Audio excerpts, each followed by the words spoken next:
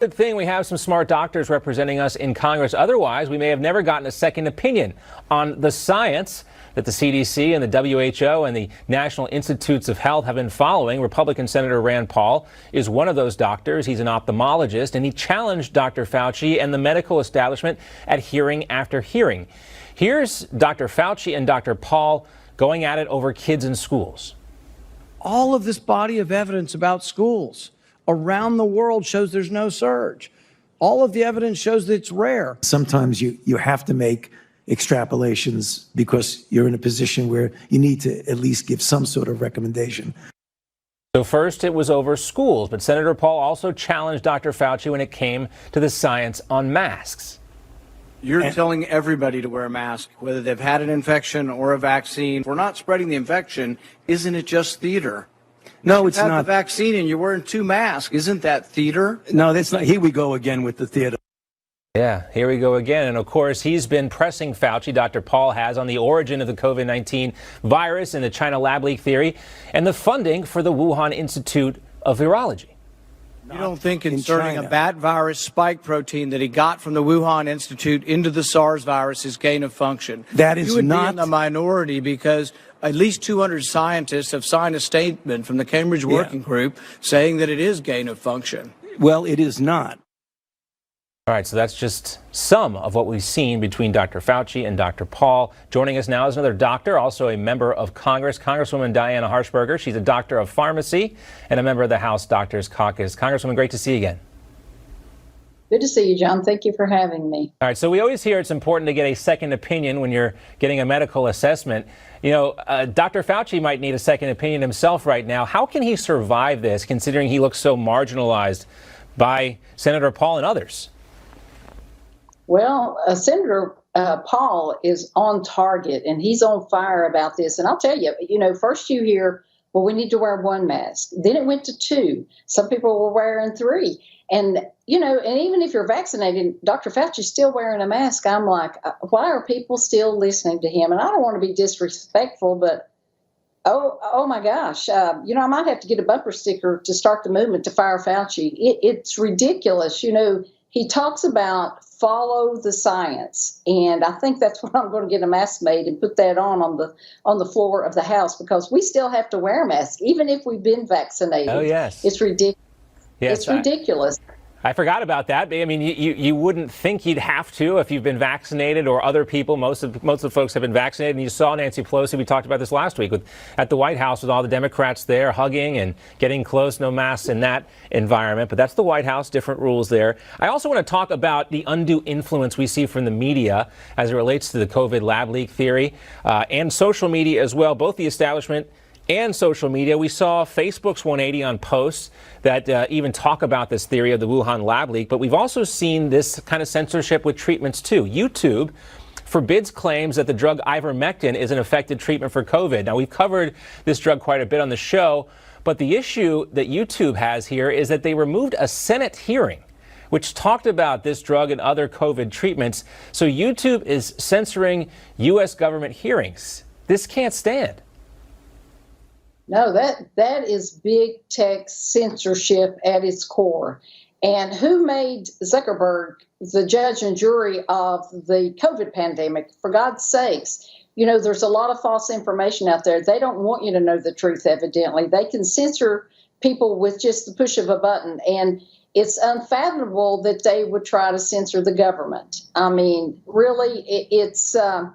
people depend on social media to get a lot of their information, and you do want accurate information. As far as some of the drug therapies that they have banned, these are suggestions. These are things that some physicians are using with success. It's not something that everybody's going to use, because there needs to be more study on that. But honestly, if I could do anything in Congress, it would be to get back at big tech and make it a fair and level playing ground, because it's a problem, and we need to go after that too. And I think people are hot on their trail as well. Yeah, I know we saw this in so many situations, Hunter Biden's laptop to some of these treatments here. Who is making the decision on what is accurate and what is not? We don't think it's fair. It's a good point. Congresswoman, great to see you. Have a wonderful Memorial Day.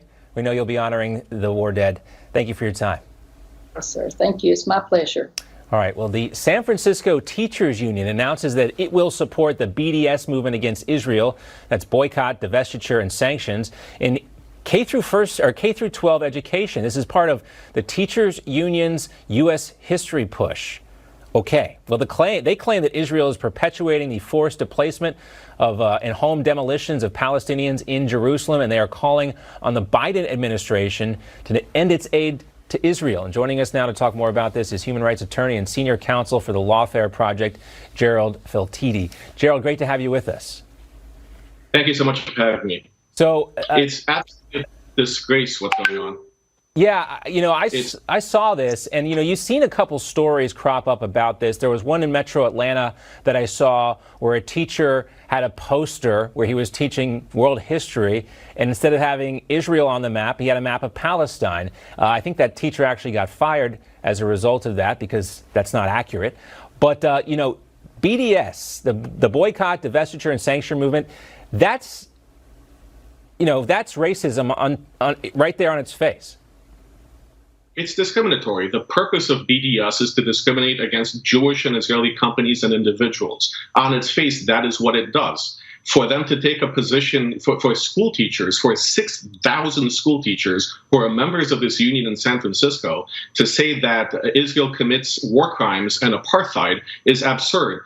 But basically because these allegations are completely untrue and lack any substance whatsoever. So when you have school teachers who are signing on to a politicized anti-Semitic resolution that is basically and patently false, how can we trust them to teach our children? This plays into the larger dialogue of what's going on in our classrooms. California enacted an ethnic studies model curriculum. They're pushing to study critical race theory and critical ethnic studies. They see everything through the prism of white privilege, settler colonialism, and capitalism. And this is something that is undermining the value of the education that our kids are getting. It's ridiculous that they will not have accurate factual knowledge going into college and into life because of these teachers who seem to be more intent on politicizing issues than teaching what is true and accurate. Now, BDS is one of those words that gets bandied about a lot by the Squad and other members of the ultra-progressive left, and you hear about it at these pro-Palestinian protests. But we talked yesterday, Gerald, about the attempts to kind of normalize anti-Zionism is something different than anti-Semitism. But when you're talking about BDS and anti-Zionism, it is the same thing as anti-Semitism. It is. Anti-Zionism is anti-Semitism, and BDS plays into that.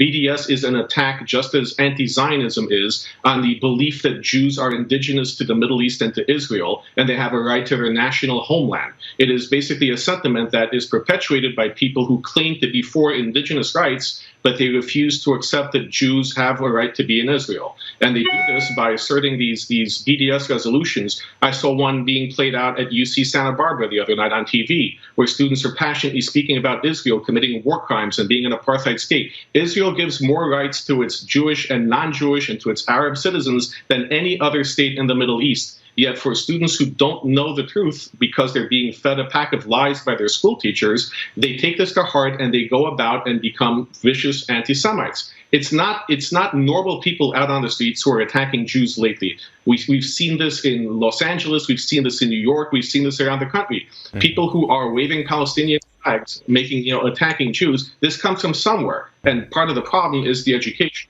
Right, and we've seen these protests where they go into specific areas with high concentration of Jewish residents, Bal Harbour in Miami, the Diamond District, where a lot of Jews work in New York City, Los Angeles, as you indicated there. This is really troubling, and we hope something can be done about it. Great to have you with us. Gerard Filtiti, I'm sorry I mispronounced your name in the onset here. I want to make sure I got it there from the Lawfare Project. Thank you so much, Gerard.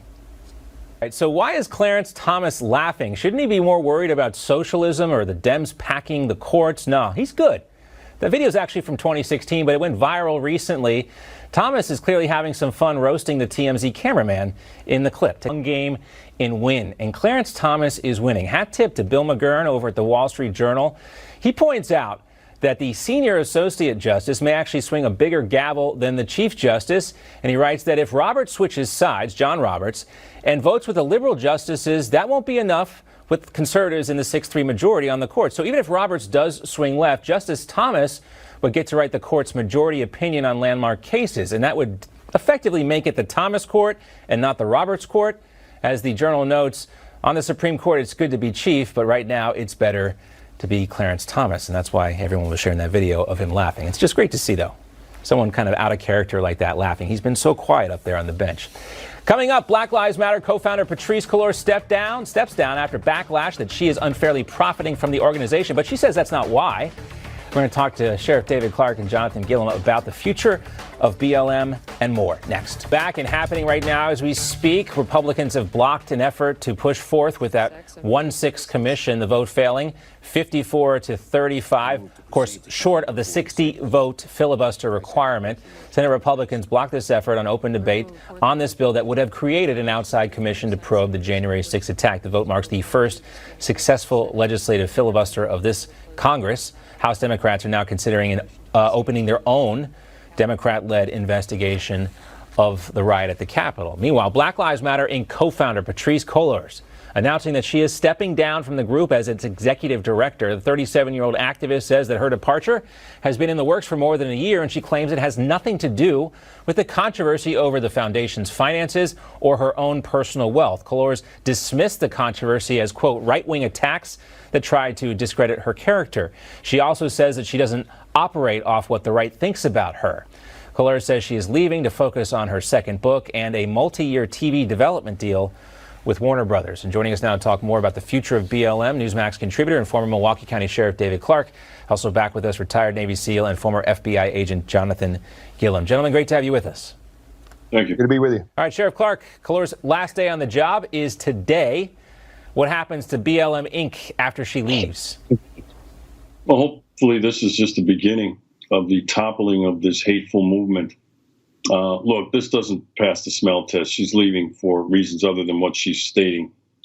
They collected over $100 million last year. That's the last figure I saw. I want to know where that money went. Some of the families of black criminals that were killed by use of force by law enforcement officers, Mike Brown's parents, Breonna Taylor, they want to know where the money is too. So I think we need a forensic audit. She's now living in a posh neighborhood in California, bought three $1 million homes for her family. She doesn't make that kind of money a year. I think she's trying to get out ahead of this. There might be some investigation underway, and somebody should call for one. John, Sheriff Clarke, you as well, Bernie Kerik, another frequent guest on this show. I mean, almost a year ago, you guys started pointing me and other folks to the Black Lives Matter Inc. website. You know, it'll tell you right up front that this is not a charity. This is a, incorporation, a money-making enterprise for them. Why do you think Patrisse Cullors is stepping down, though, John?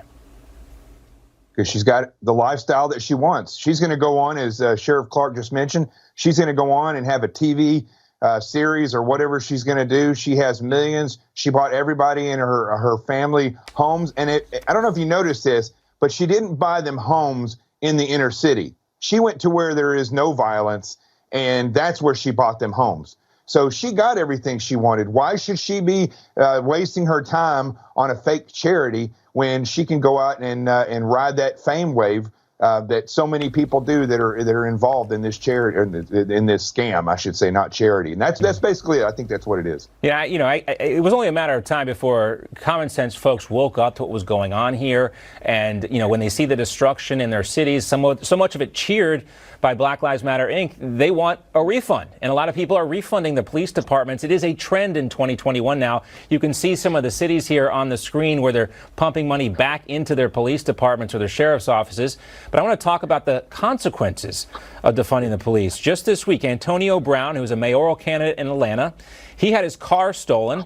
But Sheriff Clarke, says he's going to hold the line on this. Last year, he voted to cut $73 million from the city's police department as a city council member. Now he wants to run for mayor. And even though he had his car stolen this week, he's still pushing for defunding the police. Well, if there's a village in the Georgia area, that's missing their idiot, I think they located him in Atlanta. His name is Antonio Brown. He sits on the city council, and he voted to cut $73 million from the police budget, like you said, John. Their budget is only $218 million, so that's a 1/3 cut. The fact that he even call the police after his car was stolen, I think is quite remarkable. And by the way, he's under federal indictment. Mm-hmm. He's driving a Mercedes-Benz. So all this stuff here, it just doesn't pass the smell test. But then when they found his car, he said he did not want to prosecute the people who stole it. He called this a generational poverty issue. He said these kids should be in school, and we should have programs that if they're not in school, they should be in recreational centers. This is insane. Yeah, there's...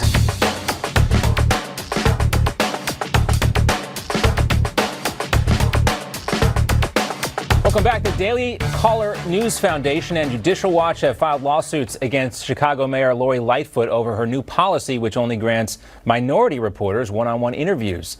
A Daily Caller reporter says he reached out to Lightfoot's office but never heard back, even after several follow-ups. He says the mayor denied me an interview based on my race. The lawsuit asked the court to halt the mayor's plans to enforce her new race-based policy. It also is asking the court to declare her policy unconstitutional.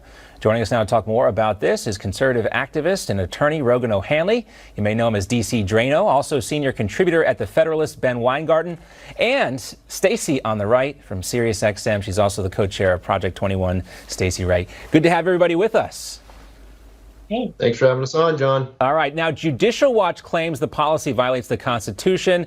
Rogan, I mean, you could talk about the First Amendment. You could talk about the 14th Amendment. This is a pretty egregious and obvious violation of those amendments and more, I would imagine. Absolutely. Well, the First Amendment protects freedom of the press, right? The government cannot infringe on those liberties. I don't necessarily think that's the strongest claim here. I think where it's mostly found is in the 14th Amendment, which protects against the unequal protection of the laws. Mayor Lightfoot, who in great irony believes that America is a racist country and was founded on racism, cannot enact racism as government policy. Democrats of old like to segregate reporters, I'm sure, based on the color of their skin in the Jim Crow era, and now they're doing it again. So the Daily Caller reporter has every right to be upset. What Mayor Lightfoot is doing is unconstitutional, and frankly, it's quite immoral. Yeah, and Ben, I'm still kind of struck now. We've been talking about this for almost a week, and there's not more outrage from more of the media. Yeah, well, the media is wholly invested, at least the corporate media is wholly invested in equity over equality, which the Biden administration, by the way, has infused the entire executive branch with an executive order pushing for equity. And what this exposes is that equity is not about treating people according to the content of their character, but explicitly on the basis of the color of their skin. And it says that justice is essentially discriminating against people on the basis of race. Nothing could be more un-American, nothing could be more detrimental to individuals of all races, colors, and creeds. And so it exposes the fact that so-called anti-racism and equity stems from so-called anti-racism is a racist policy in practice, and Americans should reject it. Yeah, and the thing is Stacey, nobody's lowering the flags at half-staff because 11 people died in Chicago last weekend, like they did the shooting in San Jose. You're not going to hear Lori Lightfoot talk about that very often, and that's what this is really all about, right? So she can control the narrative, handpick her reporters that she wants to talk to, and control the message. So I have a question for Lori Lightfoot, and you make excellent points there, John, as everyone here has, but what is the reason why she can't have a Black conservative reporter interview her then? True. If she's looking for diversity of color in the people who are interviewing her, why wouldn't she say, to prove the point, I'm going to give an interview to a conservative media outlet? That's not my normal routine as a Democrat, but I could certainly do that and make the point that we need more diversity in the people who are interviewing. But that's not even what's important. The questions that are asked by these reporters would not be different if the person who was asking them was Black.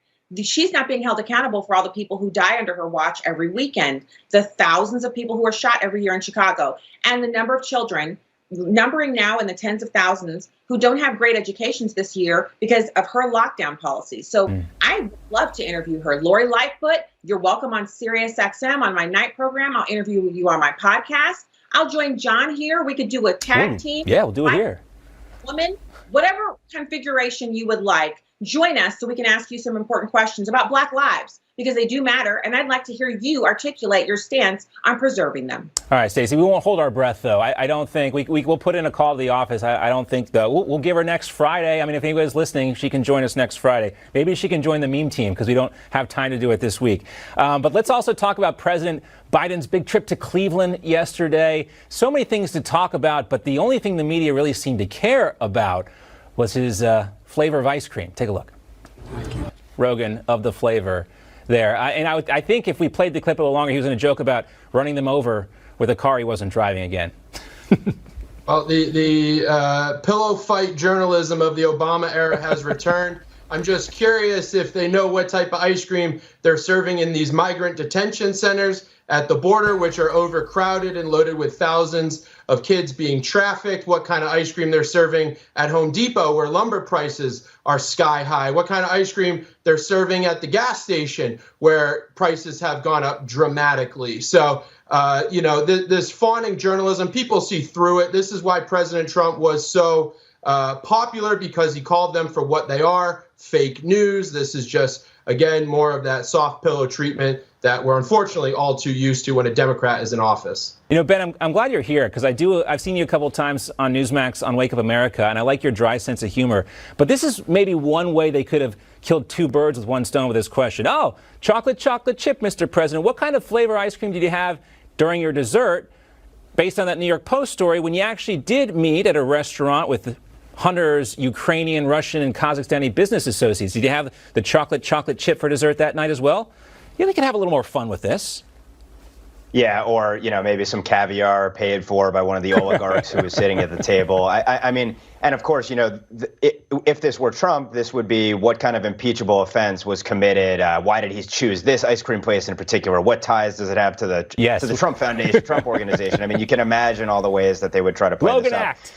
The Logan Act, exactly right. But, the serious element of this is the hermetically sealed presidency. It was the hermetically sealed candidacy. And it's basically almost literally bread and circuses when it comes to coverage of Joe Biden, while in reality, he puts forth, or at least his handlers put forth and execute one of the most radical agendas in the history of the American presidency. And to your point, we could be talking about his dealings as vice president with Hunter Biden's Russian and Ukrainian and Kazakhstani associates. We could be talking about the disaster that's unfolding in the Middle East. We could be talking about, why did you scrap that State Department probe into the origins of the coronavirus? Oh, and now you just so happen to be standing up a new program with the intelligence community.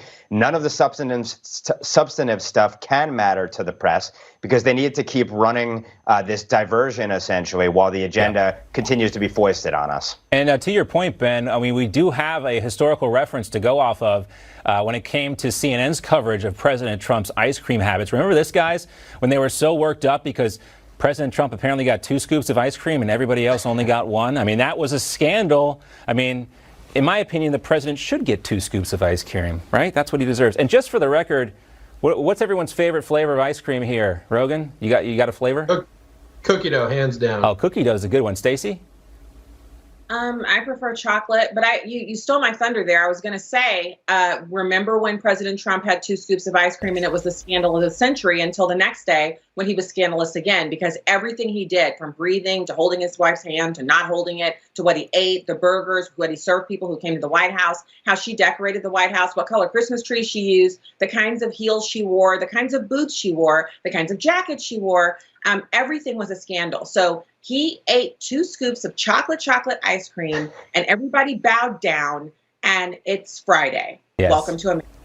I like his choice of a waffle cone as well. And, chocolate chip or whatever it was is a great flavor. Ben, what are you going with when you go get your ice cream? Too much coffee Oreo ice cream, unfortunately. But I will say the food stuff is no laughing matter.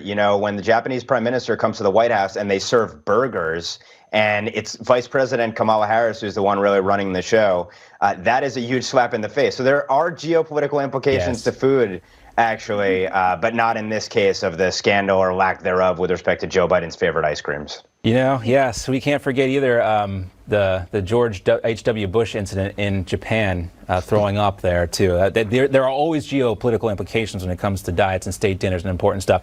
We got a couple minutes left. Real quickly, I want to talk about kind of the lack of self-awareness and the indignant we get kind of response we get from the media. One Washington Post reporter in particular, Emily Ruhala, had this message for internet dads out there.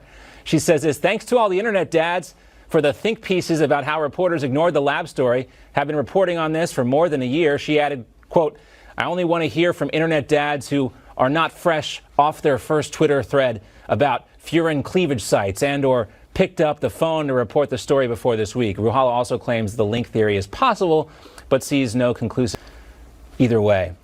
As an internet dad, so to speak, Rogan, I found this, the hubris with these press corps folks is amazing sometimes.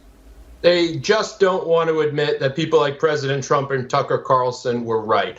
Tucker Carlson did a huge expose on this last year around this time. And, the leading theory at the time was that it was a bat. A bat caused it. But he noted how in Wuhan, there's not that type of bat for at least 900 miles. There's no type of bat colony. So, that plus the fact that, it's the only virology lab in the area that had this type of stuff. It clearly leaked out. You've got a communist dictatorship in power. They won't let anyone go in and investigate. How much more proof does this lady need? Yeah, well, who knows? Probably a lot more. Anyway, we were out of time, unfortunately. We've got a shortened panel this week. Great to see you, Stacey. Thanks for joining us. Ben, great to have you with us. And Rogan, always great to see you. Thank you. Coming up, Appreciate Bill it. Cosby has just been denied parole in Pennsylvania. We'll tell you specifically why and more. Your catch-up is next.